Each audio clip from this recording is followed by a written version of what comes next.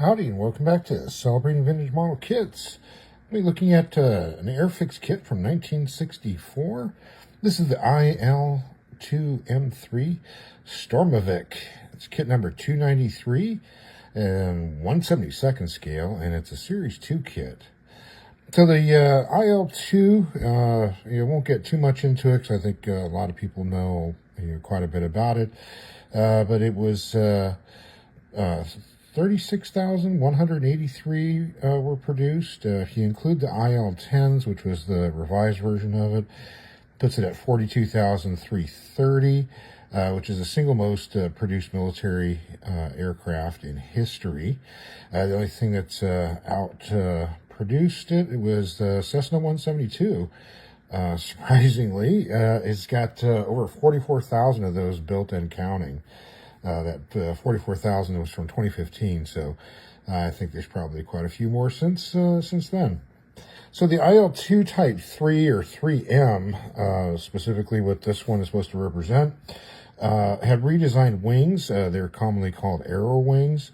The leading edges were swept back 15 degrees on the outer panels and straight trailing edges. That helps with performance and handling due to a shift in the IL-2's aerodynamic center, moving it more rearwards. When they added the IL-2 initially was a single-seat aircraft. When they added the rear gunner, that kind of threw things out of whack. So by basically kind of sweeping the wings back a little bit, that helped with center of gravity issues. The outer panels were also shifted from being wood built to being duralumin built, so that strengthened it a bit. The engine on this version was the AM38F with 1,720 horsepower. Max speed was about 250 at 5,000 feet. And the armament on this version was two 23mm VYA 23mm cannons with 150 rounds per gun, and two 7.62 SHKAS machine guns with 750 rounds per gun are in the wings, and the rear was a 12.7mm machine gun for the rear defense.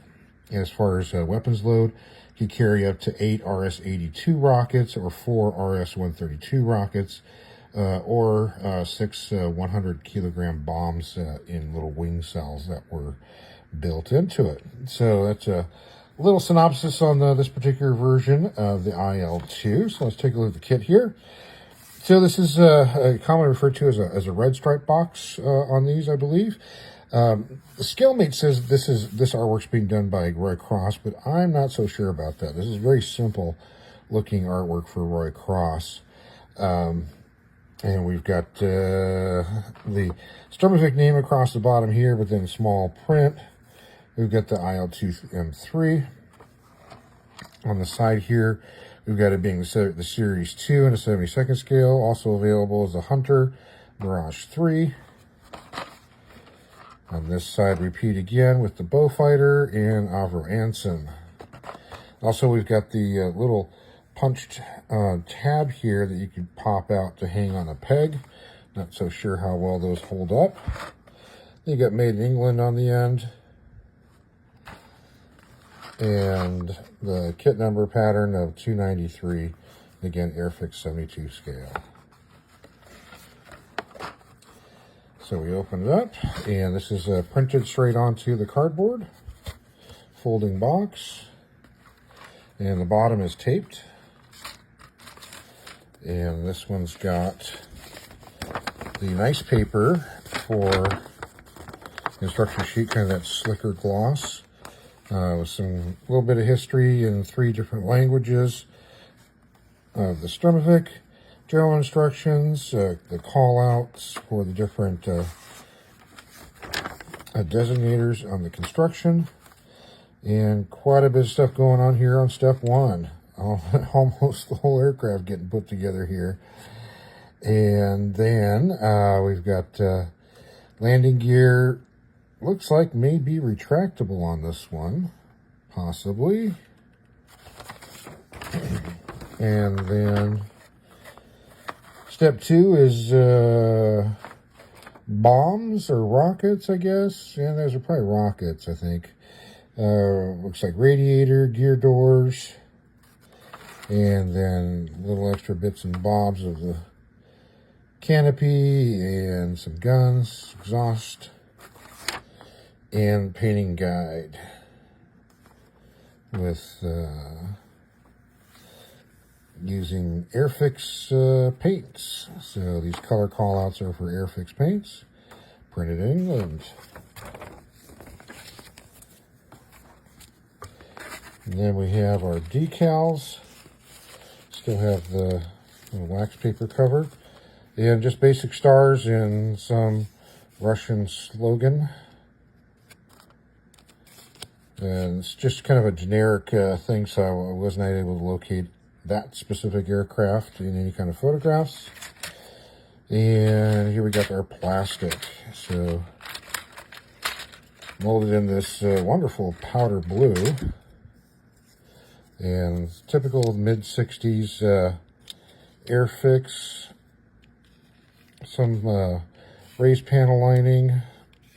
And lots of fine little rivets all over the place.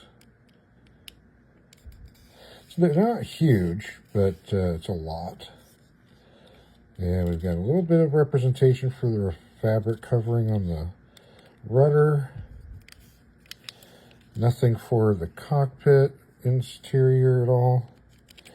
This scoop here is completely plugged. And a slot for the stand. And here's our lower wing pieces. Bit of flash here and there. And then we've got, looks like movable ailerons. And we do have some opening on, or no, that's for the gun, I'm sorry. That's a slot for the gun. This intake has no opening on it. So there's our bottom again, a lot of rivet detail, a little bit of raised panel lining as well. And here's our upper surfaces. Do have some representation of the gun base here. Open spot for the landing light. And a little bit of flash here and there. And now this tree has the aileron halves and horizontal stabilizer halves and what there is for a pilot seat with the number right on the front side of it. Here's our guns, our rear gun.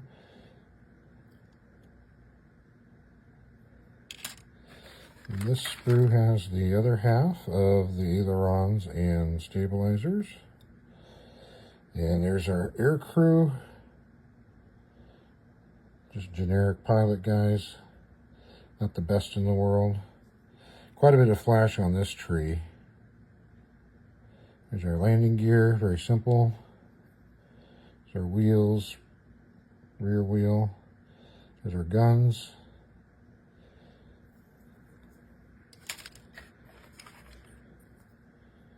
And here we have our propeller, quite a bit of flash on that. Surprising to see this much flash on a first issue kit. Exhausts, radiator, which not much involved with that radiator. And then here's the little bombs or rockets.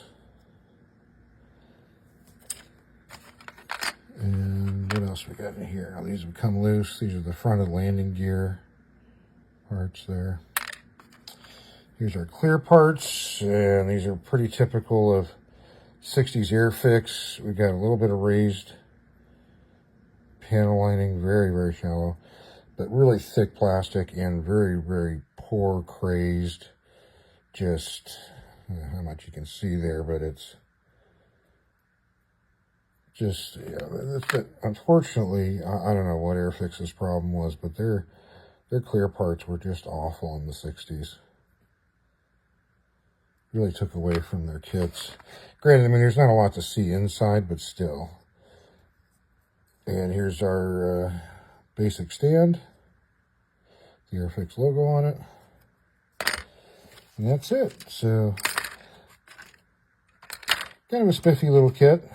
I think it kind of gets the look of it. The wings don't really seem to have the correct shape to them. They look like they're straight taper on both sides. So even though this is supposed to be a 3M, it's not really looking like a 3M's wing design.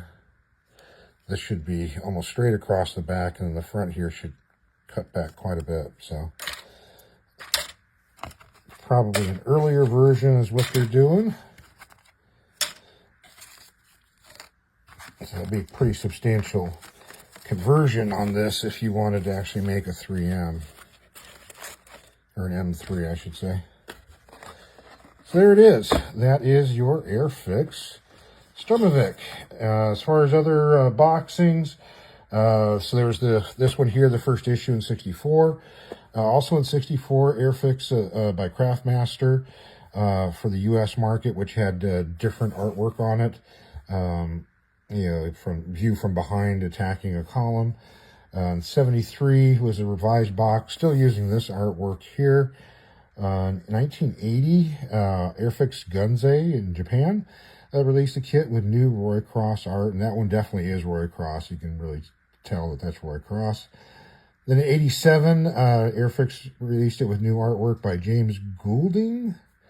And Airfix Lodella, which is Mexico, issued it as well, but using the 1980 Gunze Roy Cross artwork on theirs. And then finally in 2012, they reissued it again with new artwork by Adam Tooby, also with a different set of markings, couple of choices of markings, as opposed to just the same one being used on all the other ones. So that's about it on this. If you have built one of these, you know, tell us about it in the comments section. And as always, if you got one sitting on your shelf, take a picture of it, send it in for us to include in our next viewer build video so everyone can see your great work and what one of these looks like built up. Well, thanks for watching, and have yourself a great rest of your day.